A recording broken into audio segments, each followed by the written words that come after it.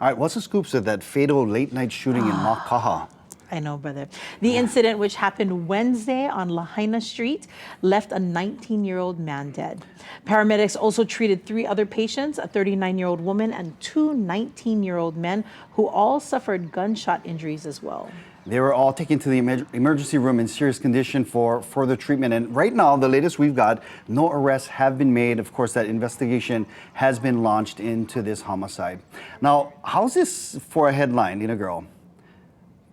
Paralysis causing virus hits U.S. vacation. Is that like sensationalism much? I definitely want to know more about it, right? Oh yeah, we're definitely going to tell you. The health department has confirmed a case of Zika virus on Oahu. And by the way, that headline was from Daily Mail, the UK. You know, it's almost like a tabloid newspaper. It's tabloidy. So they sensationalize everything. Now, this Zika case is reported, and at least 2 other people may have been exposed. Now, Zika, much like dengue, is transmitted by mosquitoes and could cause fever, rash, and joint pain. Teams are now conducting operations in Waialua and Haleiwa and are asking people to do their part to help stop the spread.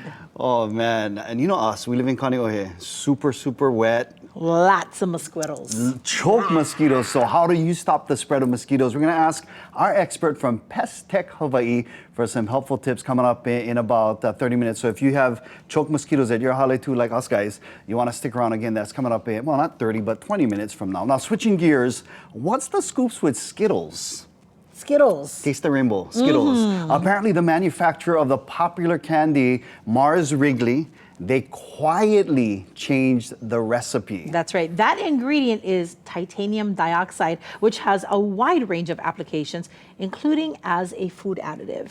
The inorganic compound can be found in more than 4,300 food products in the U.S. And you ready for this? It's also used in cosmetic and paints. What? Yeah. And we're eating that? That's crazy. Now, the European Union has banned titanium dioxide 3 years ago, and I'm just glad the U.S. or Mars Wrigley has finally caught up to, you know, canceling all of these things. Yeah, because we chew a lot of that gum, brother. Every day. In fact, I just didn't spit one out in this cup over here. Yes, when you forget to brush your teeth. Poop. Okay. Anyway, that's our secret. Hey, they're flipping their script after a new health report linked one of its ingredients to DNA damage. That's crazy. And possible cancer risk. Yeah. So I'm so glad that they're all kind of stepping up, right? Wasn't it? PepsiCo was the first. Yep. And now we're hearing Mars Wrigley doing this. So I think this is a good thing. Yeah, absolutely. So what's the scoops with you? What do you think about all of this stuff?